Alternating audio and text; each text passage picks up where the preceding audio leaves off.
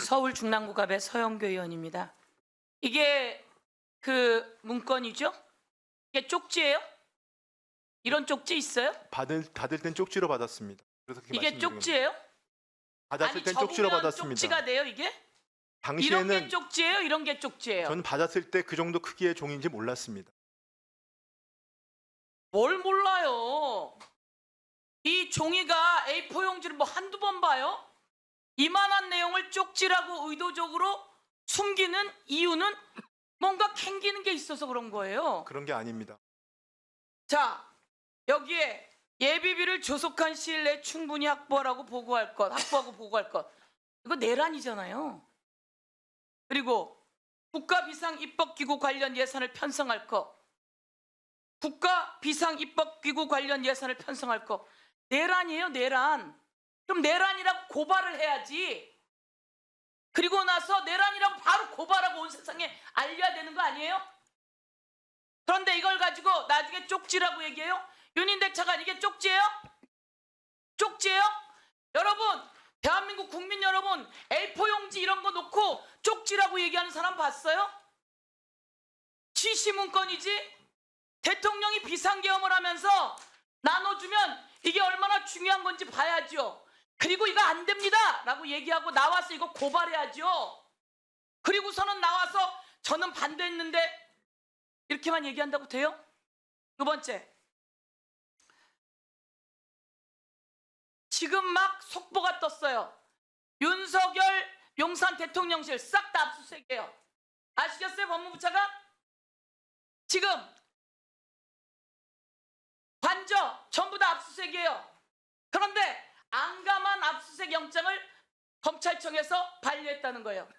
이렇게 내란을 계속 동조해도 되겠어요? 세상이 안 변할 것 같아요? 세상 변합니다. 그래서 이 내용 다 알고 예비비 준비하려고 했던 최상목 관련해서 우리가 탄핵해야 된다는 거예요. 탄핵을 남발한다고요? 징계를 때리고 그 검사, 그 잘못된 사람들을 잘랐어야지. 자르지 않으니까 탄핵하는 거 아니에요. 그렇게 해서 탄핵했음에도 불구하고 제대로 변화하지 않으니까 끝내 누가 탄핵된 겁니까? 윤석열 탄핵됐습니까? 안 됐습니까? 기재부 장관. 탄핵됐습니다. 윤석열 파면됐습니까? 그렇습니다. 대한민국 대통령이 파면됐어요. 거기에 경제수석이 누구였어요? 대통령 시절에. 제가 경제수석이었습니다. 최상목이에요. 그리고 파면될 때 기획재정부 장관이 누구예요? 최상목이에요. 윤석열은 위헌하고 위법한 행위를 해서 파면됐어요. 그러면 거기에 기재부 장관 경제수석했던 사람 당연히 사퇴해야 되는 게 맞지 않아요? 예, 저는 곧 사퇴합니다. 그래도 그 곧이 동안에 아니라 그렇기 때문에 그 동안에 제가 최선을 다하겠다는 거 다하겠습니다. 아닙니까? 당시에 사퇴했어야죠. 제가 여기서 이야기할게요. 문재인 정부 21년, 22년 코로나 때예요. 그때 세수가 얼마나 더 늘어났어요? 21년 61조, 22년 52조예요.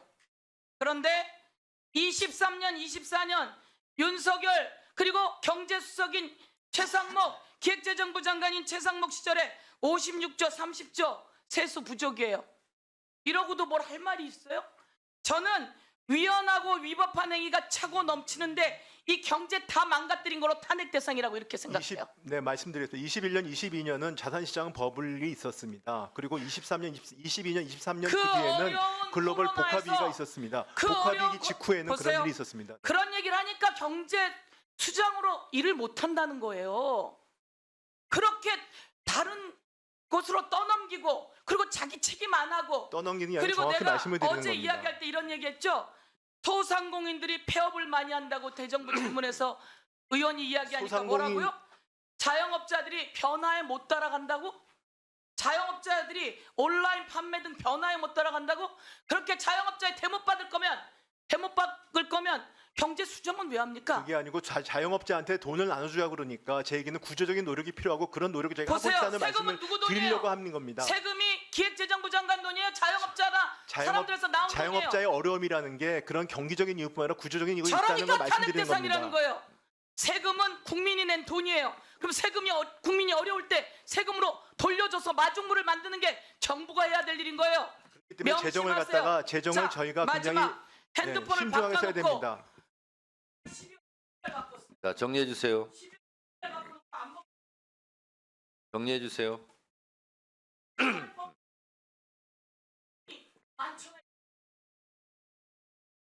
네, 위원장으로서 말씀드립니다. 우리 최상목 그 장관이나 이주호 장관이나 총리들이십니다. 저는 아까 최상목 우리 장관께서 비상계엄에 대해서 반대했다 이렇게 말씀하셨어요. 저는 그 부분은 잘했다고 생각해요. 찬성한 것보다는 훨씬 낫죠.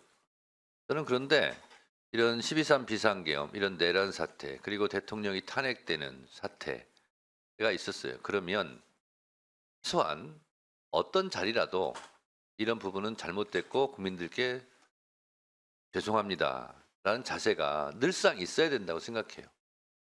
국민들께 잘못했다고 용서를 구하는 것이 10번, 100번 저는 많으면 많을수록 좋다고 생각해요. 이로 인해서 피해받고 상처받은 분들이 국민들이기 때문에 그래서 용서는 피해자들이 하는 거고요. 사과는 가해자들이 하는 겁니다. 저는 그런 자세가 있었으면 좋겠다는 아쉬움이 크고요. 그리고 당사자인 윤석열 전 대통령도 지금 같은 태도가 아니라 정말 죄송하다 잘못했다 그러면 말 한마디에 천냥빚을 갚는다는 우리나라 속담이 있지 않습니까? 그래서 국민들을 생각하는 고위 관료들이라면 그러한 자세가 저는 많으면 많을수록 좋다고 생각을 합니다. 그런데 오늘 최상목 장관이나 이주호 장관 발언 기회가 없어서 그랬는지 모르지만 그래서 저는 연신 고개를 숙이는 게 맞다 그런 생각이 좀 들고 서영교 의원 질의에 대해서도 어쨌든 경제를 책임지는 경제부총리 아닙니까? 이유 없는 무덤이 어디 있겠어요. 그러나 결과적으로 나타난 것은 어쨌든 경제 상황이 안 좋은 거 아닙니까? 그러면 윤석열 정부의 경제를 책임진 시장으로서 그 부분 죄송스럽게 생각합니다. 이런 태도와 자세가 옳지 않겠느냐 위원장으로서 그런 생각을 합니다. 참조하시면서 발언해 주시기 네, 바랍니다. 임명하겠습니다. 네.